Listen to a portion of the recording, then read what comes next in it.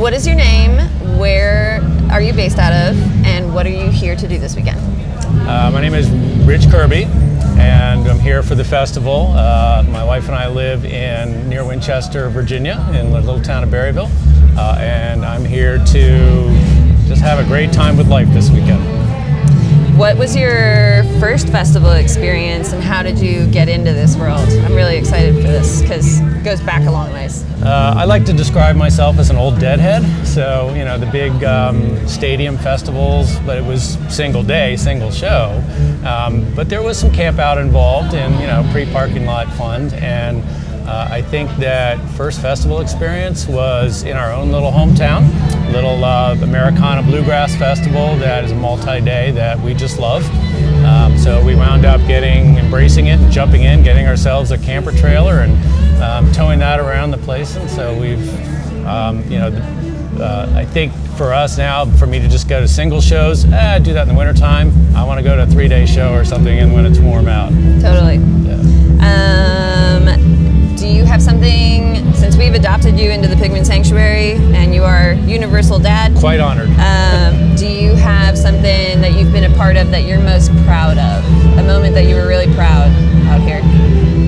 I think just to be available to help in any way that I can, because this is such a wonderful scene and such a wonderful experience, and everybody that comes is just blown away by it. And so for me to be any part of it means a lot to me. So it's more than just coming and hanging out. It's being a physical part of it and being a part of the beauty that the Pigment Sanctuary creates every year is just amazing. I'm honored to be a part of it. Oh yeah. What do you wish more people knew about live art festivals?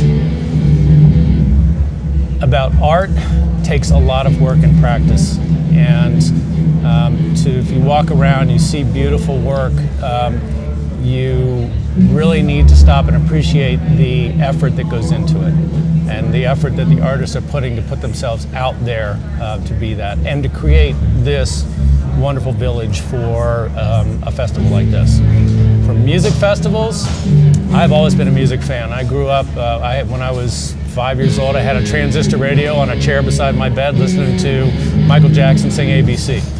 So music has always been a huge part of my life. It sustains me no matter what's going on. Music has been a constant. And so I come to the festivals largely for the music, but mountain music's a little different. You get all the arts with the music. It is, for me, it's been arguably the best festival I've been to. Agreed.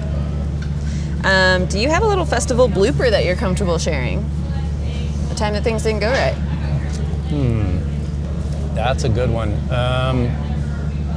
No, I really would be hard pressed. I'd have to really put my mind to it. I'm sure I've had a number of them because you always either forget something or something goes wrong and happens at a festival and you have to adjust on the fly. I think in general we prepare pretty well. That just comes with practice, and I can't place one offhand. I'll probably think of one the minute I walk away from here. Yep. I'll just come back and look in the camera phone and it say, back to you. Oh, that time that I tripped way too hard. Why do you keep traveling several hours away, doing a bunch of work to pack your stuff up, sweating to sleep in a tent that's uncomfortable with mariachi music playing in the background? Why do you keep coming back? The way that we got involved with this particular festival is that our daughter, hi there, kept telling us what a great experience this was. And so we kept hearing the wonderful things about it. We were usually busy around this time of year, my wife and I, and so we couldn't come down.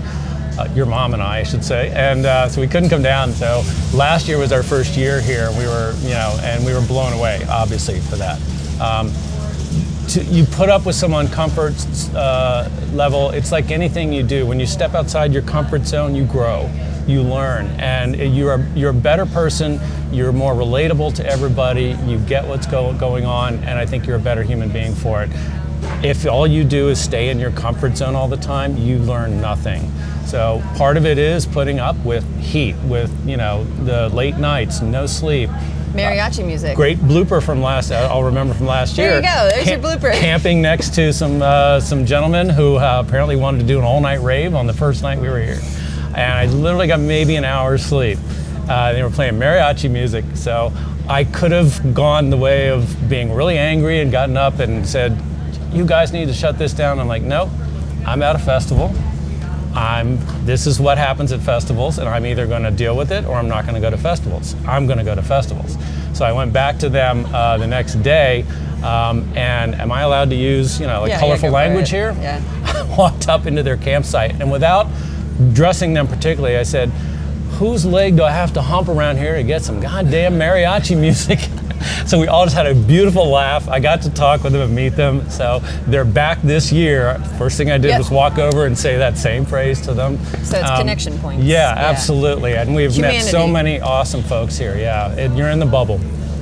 If you had to define it, what would be your definition of art? Art takes a lot of different forms.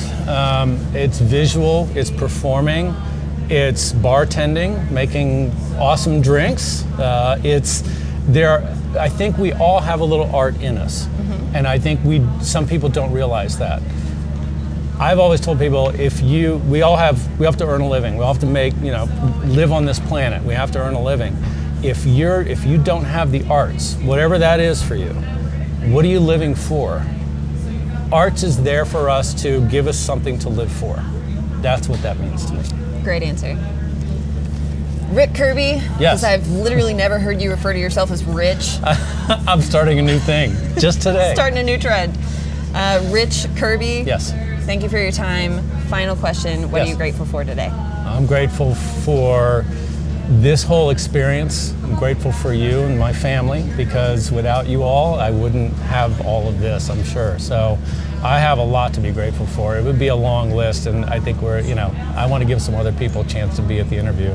I'm very fortunate. I love my life, I love what I do, and I love being able to do this. That's what I'm grateful for. Thanks, Dad. Thanks for having me. Appreciate it.